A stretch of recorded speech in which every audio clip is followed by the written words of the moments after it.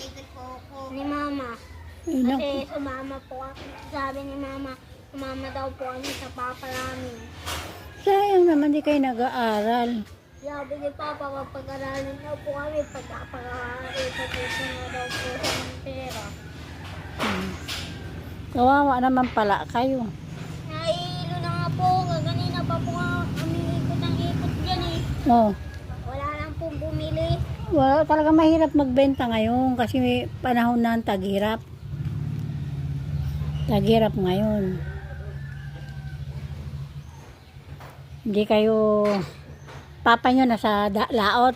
Opo, linggo pa po ang uwi. Pero yung stepmother nyo, Nasa bahay po, alaga-alaga po yung kapatid namin. siya nag-aalaga. Opo, Kaya pinapabenta niya yung damit. opo, Eh, syempre kayo, mga bata pa kayo. Hindi walang bibili ng damit pag ganyan mga bata pa kayo, nagbebenta kayo. Sino kaya ang bibili naman? Wala, mahirap magbenta.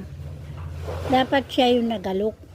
Kaya po maalakad ko po, may tahit po isa. Ha? May tahit na po. Ah, may tahi siya. Bakit si S ba siya? Si Sarian? Si Sarian siya ng anak? Gordon po. Sa Gordon?